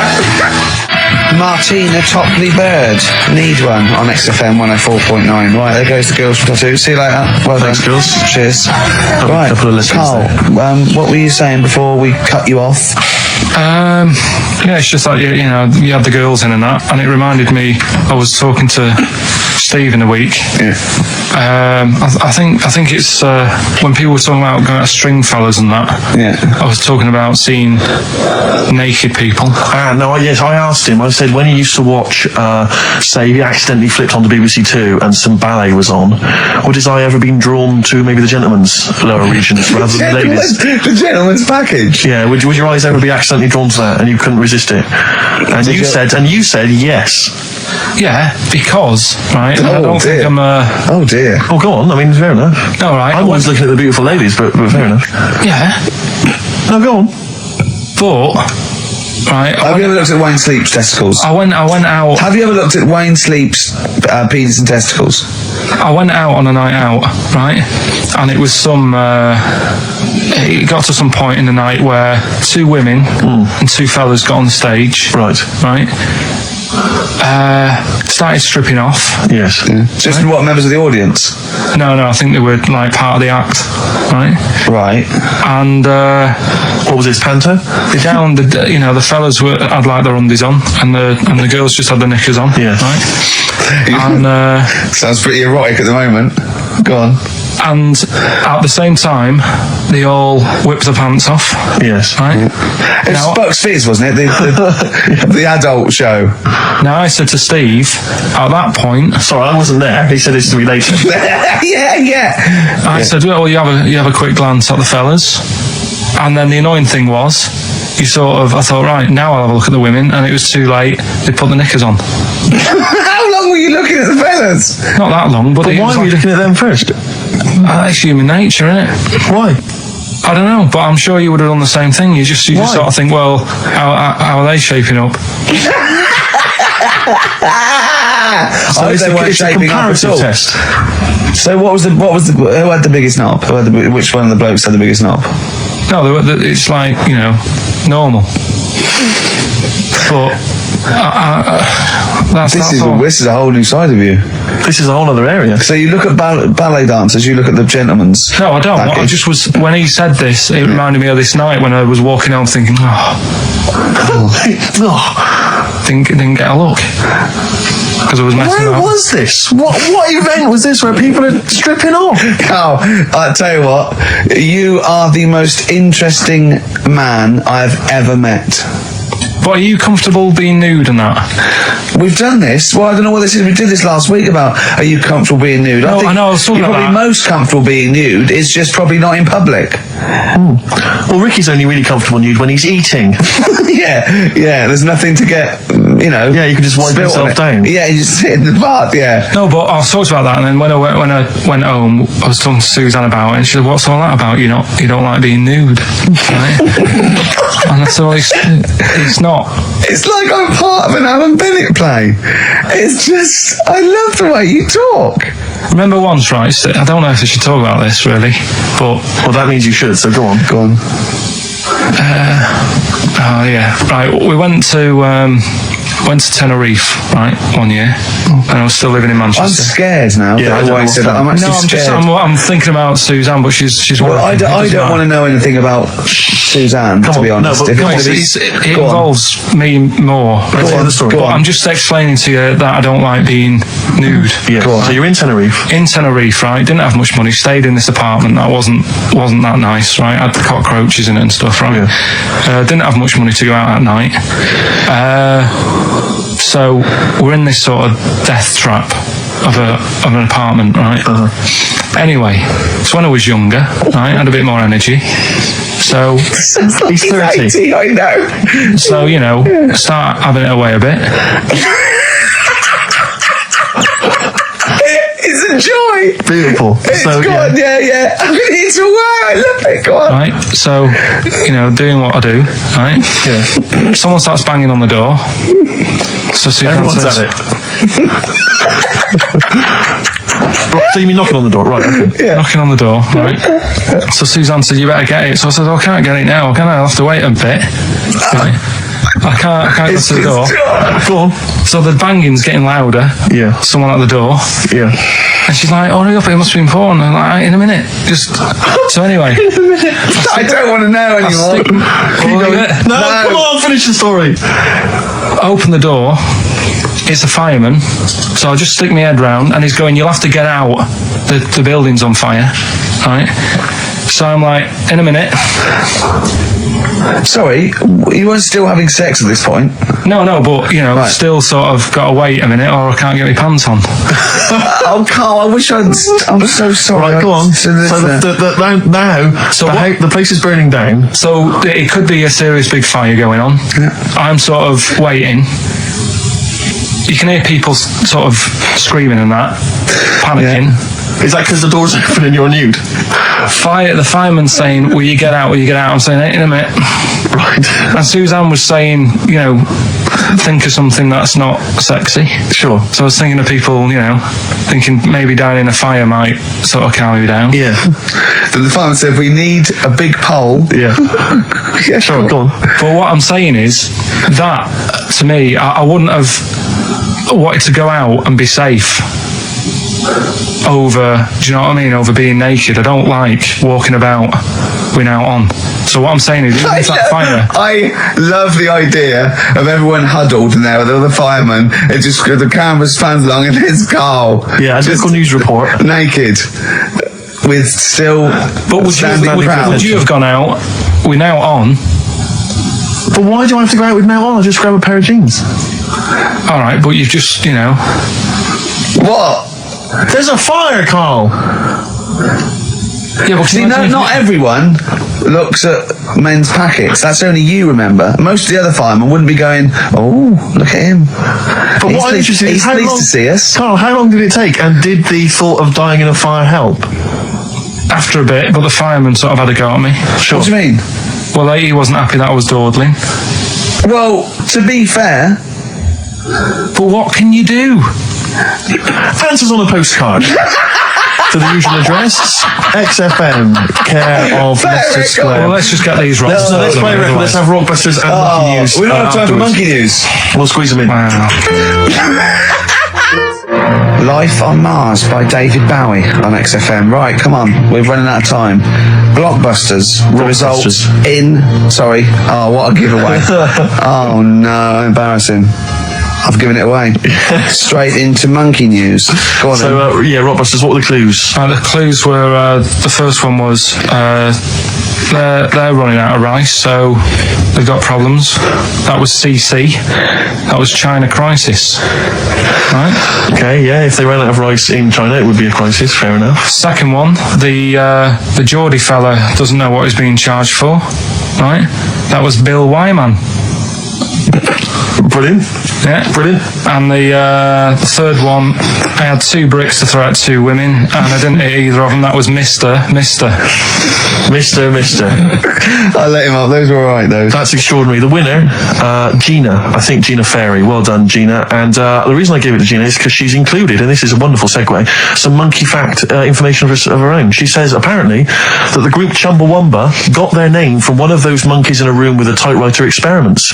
Someone did it as a joke, and Chumbawamba was a word that was typed out, and that's where the group got their name. And their lyrics. Absolutely, yeah. Which is good. So let's have official Monkey News. Play the jingle. Oh, chimpanzee that Monkey News. Alright, we've got to be quick. Go on, But, this is something that was sent in to me ages ago, and I don't know why I haven't done it yet, because it's brilliant. We were talking about monkeys typing, the Shakespeare theory and all that. Well, this is about a little monkey called Marty, right? Basically, it's in some science lab, right? It's in there. It was wandering about out of its cage, right? The lab fella was busy on the phone or something, right? And Typical. it's wandering about. It goes up to a PC that's in the corner, a little computer, types down, "My name is Marty," right? So the fella got off the phone, saw this on the screen with the monkey sat there, says to his mate, "Have you done this?" Right, hold on, Carl. Let him finish. Before you question, always let him finish. I didn't know what to do. Time's against us, come on. He said, "Have you done this?" He says, "Done what?" He said, "This on the screen here saying, 'My name's Marty,' right?" He goes, "What are you talking about?" As he's having an argument with his mate saying, "You're lying, you did it," monkey's sat there typing, "This isn't a practical joke, my name is Marty." Right, and that's the end of the story? I'm not coming in next week. I think we need a week off. I actually think we need a week off. He's doing a web chat or something. You can go online and have a chat with it. The monkey's doing a web chat. I don't know. Has he got his own website yet? His favourite Buffy the Vampire Slayer? Have a look at that. Right. Do you believe that, Carl? It's all there. No, but do you believe it? Do you believe that monkey could type that and then say this is not a practical joke when he's still arguing? Weird, isn't it? What do you reckon, Steve? Yeah, well, it's obviously a wind-up.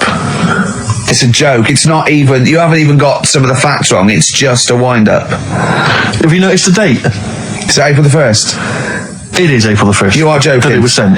You're an idiot, Carl. It was sent on April the 1st, Carl. So you're saying the monkey knows it's April the 1st, but you And don't it's doing believe? a wind-up. Yes. Yeah, I think the monkey has thought, I'll do it on April the 1st so that people think that it's a wind-up, but in actual fact, I am a monkey that can type and read. It's a shame you never went into investigative journalism. You could have brought down, the Watergate scandal. Poor Carl. Well, I was thinking of a song that sums us three up. Yeah? What are we? What do you think? How would you sum us up? Tricky. Well, young, gifted and black. True enough. Apart from a couple of them.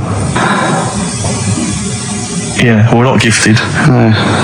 And we're not very young. No, I'm certainly not. Should we take a week off? Yeah. Should we maybe just knock it on the head altogether? We'll take a week off and see what happens. Okay. See you next... No, let's not see you next See you in week. a couple of weeks. Yeah. Cheers then, Carl.